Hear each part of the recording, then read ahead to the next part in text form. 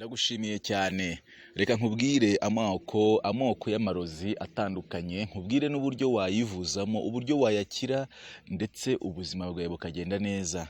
Hariho amarozi y'ibitegano, hakabaho amarozi y'ibihuherano, hakabaho amarozi mbese y'ibitamikano.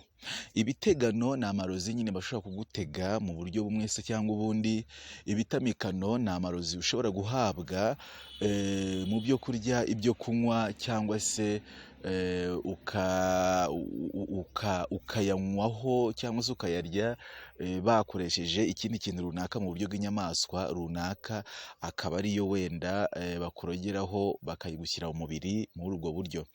Hakabaho rero amarozi y'ibihuherano cyangwa se ibitukirano cyangwa se ibitongererano, reka mbivuge gutyo.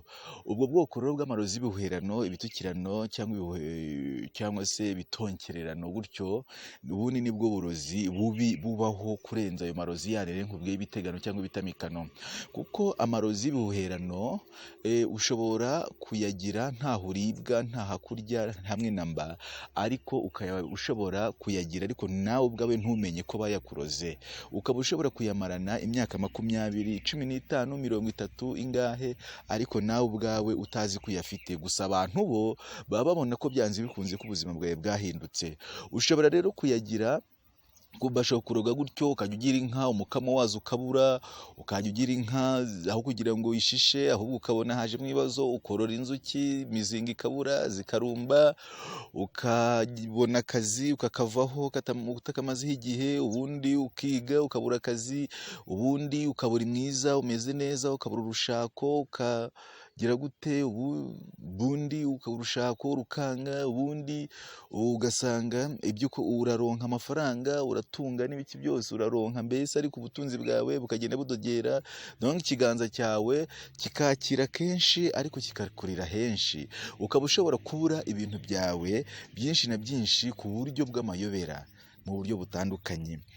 Ubwo rero nibwo burozi bubi cyane. Ni ukuvuga ngo rero ibitegano ushobora kubitegwa muri ubwo buryo, ibitamikano nabyo nabikubwiye, ariko nanone hari amarozi nyine ushobora guhuhererwa hakoreshejwe abo mufitanye isano y'amaraso, kuko abo ngabo nibo bashobora kuba baguhuhera ibyo bintu bigakunda.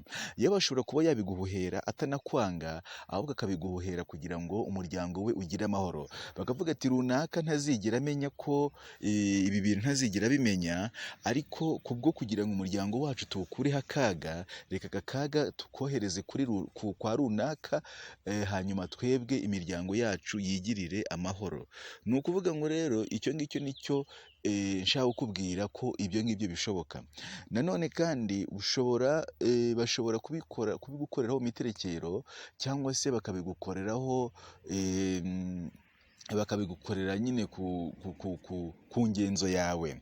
Nanone kandi bashobora kuroga bifashishije inkari, bashobora kuroga bifashishije ubukanda bwawe, bashobora kuroga bifashishije imyenda yawe y'imbere, bashobora kuroga bifashishije umusatsi wawe, ariko cyane cyane ku bagore ho ibintu bikunze gukoreshwa bahumanya abagore akenshi na kenshi naho bihagaritse, cyangwa ubukanda bwabo muri make, cyangwa se imyambaro yabo ndetse n'imisatsi yabo.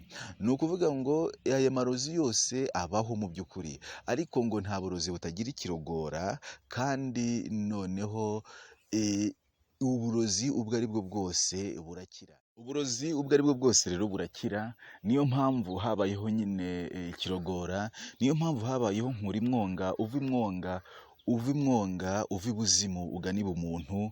Niyo mpamvu kandi habayeho umutanga utangatanga ikibi ugatsinda umwanzi. Niyo mpamvu habayeho umuhanga ruhangamuzi ruhangamura kabi rugahangamura akaga n'akagendo, ahubwo ukava ibuzimu ukagana ibumuntu. Niyo mpamvu habayeho umucyuro ucyura abazimu ukabasubiza mu bituro byabo ukakurekura.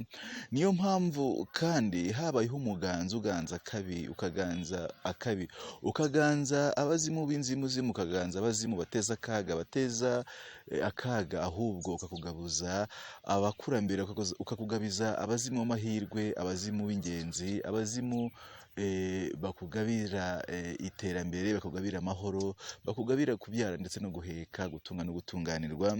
Niyo mpamvu habayeho urwamuro rwamurura akabi, niyo mpamvu habayeho umwamira wamira akabi, ahubwo kagarurira amahoro. Niyo mpamvu habayeho umukuru kamara amahano, kakamaririza akabi kose, ukava ibuzimu ukajya ibumuntu. Ndakwifuriza rero amahoro y'Imana. Niba hari icyo ushaka gusobanuza, wansobanuza kuri nimero zigaragara. Kanyuma rero ndakwifuriza ubutsinzi, kandi Imana y'u Rwanda ikomeze kubana nawe.